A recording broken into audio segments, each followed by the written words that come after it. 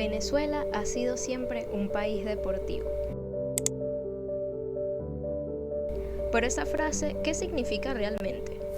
Es una llave para entender quiénes somos. El deporte en Venezuela ha sido un arquitecto de nuestra identidad, un termómetro en nuestra historia, un diccionario vivo de lo que representa nuestro lenguaje y un espejo, a veces cruel, a veces esperanzador, de nuestra sociedad. Y no hablo solo de récords o campeonatos. Hoy emprendo un viaje por la cancha, la calle y el estadio para descubrir cómo el juego se convirtió en cultura. Para entender la Venezuela deportiva hay que ir al origen, y no me refiero al primer partido. El verdadero cataclismo cultural llegó con el béisbol. Estudiantes venezolanos lo trajeron de universidades en Estados Unidos a finales del siglo XIX, pero fueron compañías petroleras estadounidenses las que lo implantaron en el tejido social. Para esas empresas, el béisbol no era solo ocio, era una herramienta de control social, de civilización, de crear comunidad entre sus trabajadores. Construyeron campos, organizaron ligas y sin quererlo estaban sembrando la semilla de la pasión nacional.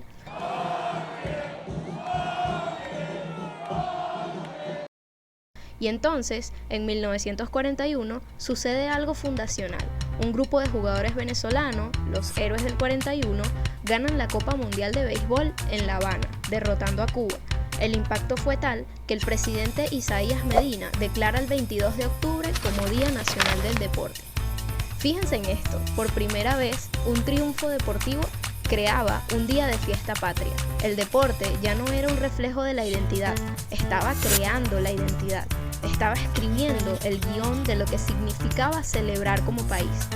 Con los cimientos puestos, el deporte comenzó a operar como una fábrica de carácter, a reflejar y a la vez moldear la idiosincrasia venezolana. ¿Cómo? Pues con la pasión desbordada. No somos espectadores, somos participantes. El estadio es un coro, un ritual catártico. Gritamos, lloramos, abrazamos a desconocidos. El deporte legitima nuestra emotividad.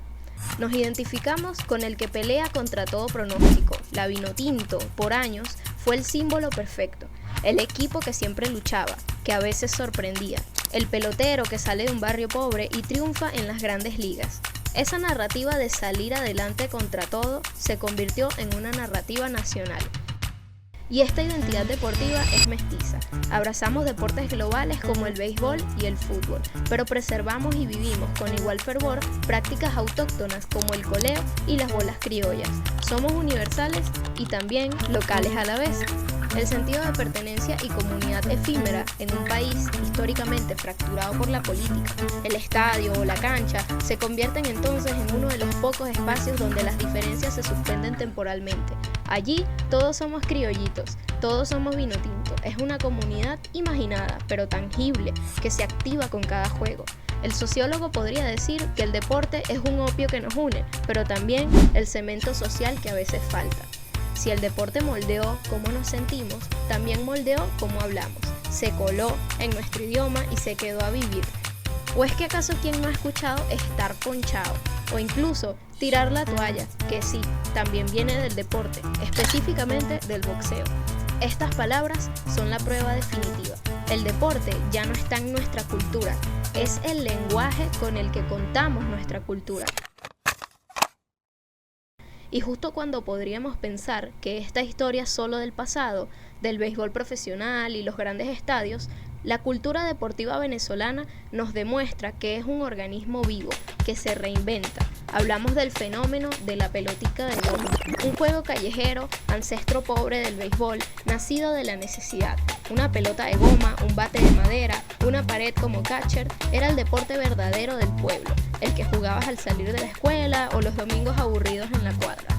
Con la urbanización, la inseguridad y las nuevas tecnologías, ese juego estaba condenado a ser un recuerdo nostálgico, un patrimonio cultural intangible que se esfumaba, hasta que llegó Vacílate esto. Principalmente, desenterró una práctica en vías de extinción y le dio reglas estandarizadas, un formato competitivo y un aura de espectáculo. Lo hizo visible, pero sobre todo, creó una nueva comunidad alrededor de un símbolo viejo. En un contexto social difícil, Vacílate esto ofrece una narrativa poderosa, la de la alegría resiliente, la de la tradición que se niega a morir, la de lo nuestro como motivo de orgullo y sobre todo entretenimiento. Es deporte como acto de afirmación cultural.